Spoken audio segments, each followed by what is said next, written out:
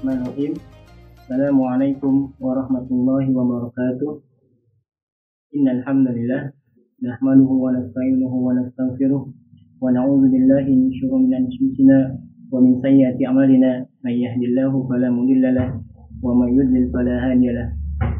Asyhadu an la ilaha illallah wahdahu la syarika lahu wa asyhadu anna Muhammadan abduhu wa rasuluhu la nabiyya ba'dah. Allahumma shalli wa sallim ala sayyidina Muhammadin wa ala alihi wa sahbihi ajma'in, amma ba'du. Alhamdulillah, pertama dan utama marilah kita panjatkan puji syukur kita kehadirat Allah Subhanahu wa taala yang telah banyak memberikan nikmat kepada kita, terutama nikmat iman, nikmat Islam, dan nikmat sehat walafiat. Dan dengan nikmat itu, alhamdulillah kita masih menjalankan ibadah wajib puasa kita, alhamdulillah. Dan ketika kita bersyukur, insya Allah akan tambahkan nikmat kita. La in syakartum la azidannakum wa la in kafartum inna azabi lasyadid.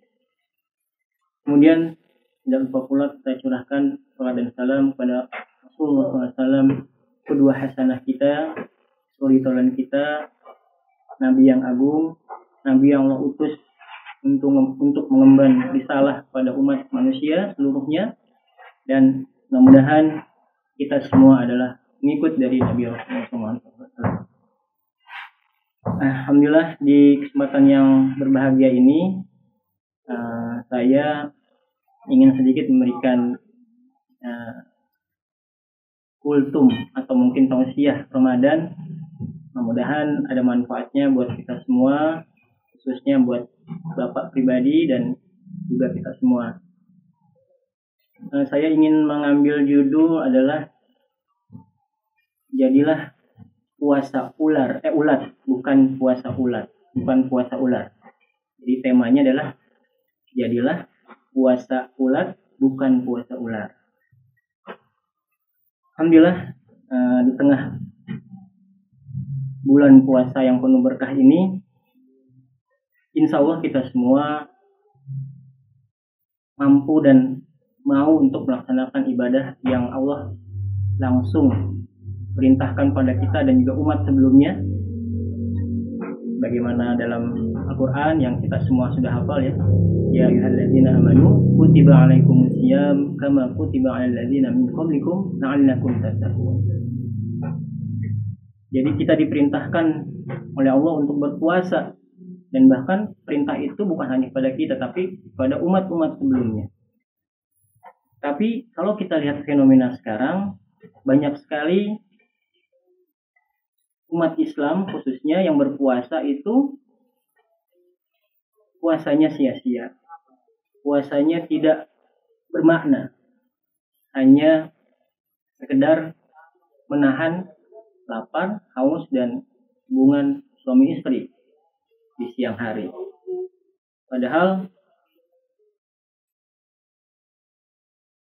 banyak orang yang puasanya itu harusnya sesuai dengan perintah Allah dan Rasulnya. Banyak orang yang puasanya hanya sekedar hanya menahan lapar dan haus.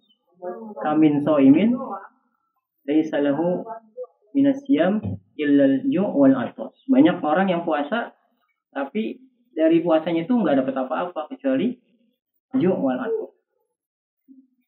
Nah, bagaimana puasa yang harusnya kita lakukan supaya puasanya itu bermakna atau puasanya itu tidak sia-sia? Jadi oleh karenanya tema ini Bapak ingin menganalogkan puasa itu seperti ular dan ulat. Ya, kalau kita tahu, ular itu ketika ingin berganti kulit dia puasa. Ya, puasa beberapa hari, kemudian dari puasa itu adalah dia kemudian hasilnya jadilah kulit baru. Kulitnya dilepas. Ya, Bapak ingat ketika dulu santren di Cinangka itu, pas ngelihat ular pas dia lagi keluar dari kulit lamanya, bahwa itu kita girang tuh karena kulit itu jadi masa buat apa ya, kenangan lah gitu. Nah, apa yang kalau kita lihat ular ketika berpuasa, artinya ketika ular itu berpuasa maka hasilnya adalah wajahnya tetap sama, tingkah lakunya tetap sama, bahkan gerak-gerakannya tetap ular, ya, tidak berubah. Berubahnya licin aja tuh, bening gitu ya, bersih karena memang kulit baru. Ya, itulah perumpamaan orang-orang yang berpuasa yang nggak mendapat apa-apa.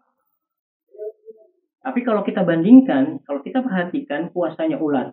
Ulat adalah makhluk Allah, ya, binatang yang sepanjang waktunya itu hampir dihabiskan untuk makan. Jadi ulat itu binatang yang rakus. Tapi ketika dia taubat, ya kalau bahasa manusia, taubat. Ketika dia taubat, nggak makan. Coba kita perhatikan. Ulat ketika dia sudah taubat, dia menutup diri. Bahkan dia terlepas dari dunia peradaban dunia, ya. Jadi uzah gitu. Menutup diri dengan kepompong. Nah, berpuasa berhari-hari bahkan berbulan-bulan dalam kepompong itu. Kemudian setelah selesai, kita bisa lihat hasil dari puasanya. Namanya bukan ulat lagi. Ketika kepompong keluar, ya pecah, dia menjadi kupu-kupu. Di ulat, namanya saja sudah bukan ulat lagi. Dia jadi seekor kupu-kupu. Perangainya bagaimana? Ketika jadi ulat, dia serakah, ya, tamak, nafsu, dunia lah gitu ya. Digambarkan di situ dimakan. Coba lihat kalau kita perhatikan ulat di daun itu, pokoknya kalau belum satu pohon itu habis daunnya, dia nggak berhenti makan. Ketika dia hijrah, dia berubah, dia mau puasa, taubat dan puasa, maka hasilnya adalah keindahan. Ya, ulat yang begitu jelek, ya hina, bahkan orang takut ya kalau kena, apalagi ulat bulu, ya bisa kalau kita nempel ulat bulu itu gatel, maka dia jadi kupu-kupu, namanya berubah, tempatnya juga nggak merayap, ya, perangainya udah terbang ke angkasa tinggi, bahkan makanannya juga berubah. Biasa makan apa saja, bahkan daun, ya, sekarang makanannya adalah madu, dan dia berfungsi bermanfaat buat yang lain. Dia kupu-kupu itu terbang hinggap dari pohon ke pohon untuk menyerbukan bunga, ya.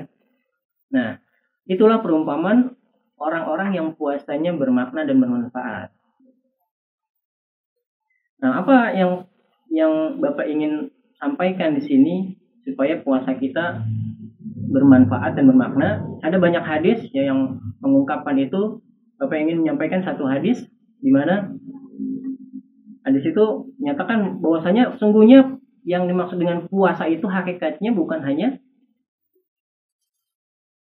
laisa siyam minal ju' wal atos, tapi innama siyam minal minal khaufun wasyarab. Jadi bukan yang masuk puasa itu menahan lapar dan haus saja, tapi yang namanya puasa itu adalah, katanya Rasulullah, itu bagaimana dia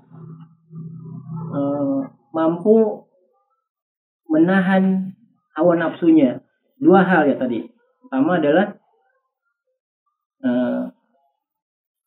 tidak mencela, mencaci maki, dan yang kedua asyarab, ya, tidak berbuat keji, pornografi. Jadi dua hal itu yang artinya kesimpulannya jangan sampai kita puasa itu melakukan maksiat. Ya, kalau cuma menahan lapar dan haus, ya gampang, ya. Zaman sekarang kita pegang HP, kalau anak-anak dan remaja biasa main game itu 12 jam, kita dari terbit fajar sampai maghrib itu nggak terasa, ya. Bisa seperti 5 menit, ya, pegang HP main game, wah, selesai itu. Berhari-hari juga kuat, bahkan sampai bergadang juga banyak, ya, saudara-saudara kita, apalagi kalian remaja misalnya, itu di HP, ya, pegang HP, entah itu buka WA, main game dan sebagainya, itu selesai itu puasa 12 jam nggak kerasa lapar dan hausnya. Tapi kalau kita pertama harus menahan pandangan dari hal-hal yang tidak boleh dilihat, mata kita ya, kuping kita menahan pendengaran dari pendengaran yang kurang baik ya, mungkin musik-musik yang kurang baik atau perkataan-perkataan kotor dari kawan-kawan kita. Mulut kita apalagi ya, tidak berupaya untuk menjaga mulut ini, membasahi lisan kita dengan tilawah mungkin ya, dengan berzikir, bersalawat, ketimbang kita bergunjing ya, atau bergosip lah, atau menjelekkan orang lain dan sebagainya. Tangan kita upayakan untuk berbuat yang baik ya. Jangan sampai tangan ini menjadi alat untuk menzolimi teman kita, menzolimi orang lain. Ya, kaki kita ajak melangkah untuk hal-hal kebaikan. Dan itu puasanya orang-orang yang soleh. Kalau kata Imam Al-Ghazali, puasanya orang khusus, yang khusus gitu. Jadi bagaimana kita menjadi puasanya bukan orang-orang yang biasa saja. Karena kalau puasa orang-orang yang biasa saja, ya mungkin puasa, tapi kualitas puasanya, nah levelnya, kalau bicara level itu rendah.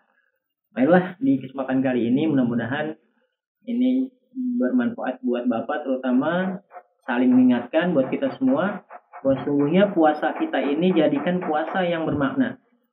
Ayo kita anggap puasa ini adalah puasa terakhir kita. Bagaimana kalau orang tahu ini puasa terakhir, pasti dia akan menjadikan puasa kita kali ini puasa yang sangat bermakna buat diri kita. Karena kita diajarkan, umat Islam ini, kita ini diajarkan bukan hanya hidup di dunia, dan bahkan dunia adalah kehidupan yang fana. Bahkan dunia adalah kehidupan yang hanya mampir, singgah. Ya, kita diajarkan untuk hidup yang kekal abadi. Di mana itu? Di akhirat. Apakah kita diterima di surga Allah atau sebaliknya? Dan oleh karena kita bekalnya sekarang. Jadi ladang untuk bekal kita untuk sampai di akhirat dan bisa memasuki surga atau jannahnya Allah itu adalah di dunia ini. Dan mudah-mudahan kita mampu membekali diri kita di momen yang puasa yang penuh berkah, segala macam kebaikan, segala macam perbuatan amal baik itu terbuka luas dan mudah.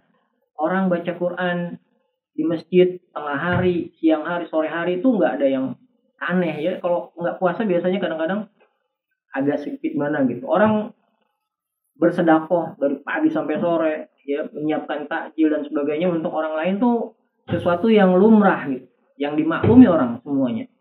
Artinya semua pintu kebaikan sesuatu yang berlimpah ruah gitu datangnya. Jadi aneh, alangkah anehnya kalau ada seorang muslim yang ketika bulan puasa datang tidak pernah terpikirkan kebaikan dalam dirinya, apalagi untuk berbuat baik. Karena semua kebaikan tuh kebuka gitu ya. Orang mau berbuat baik tuh kayaknya gampang banget, mudah. Allah berikan kemudahan di bulan puasa ini untuk berbuat kebaikan. Jadi kalau ada seorang muslim, ada orang yang muslim tuh nggak pernah berbuat baik di bulan puasa, bulan apa lagi, hari apa lagi yang harus menjadi hari untuk berbuat baik. Itu saja yang bisa Bapak sampaikan. Mohon maaf jika ada keliruan dan kesalahan, karena yang salah datangnya dari saya pribadi, dari Bapak pribadi, dan yang benar al-haqqu min rabbik wa la takunanna minal mumtarin. Terima kasih. Assalamualaikum warahmatullahi wabarakatuh.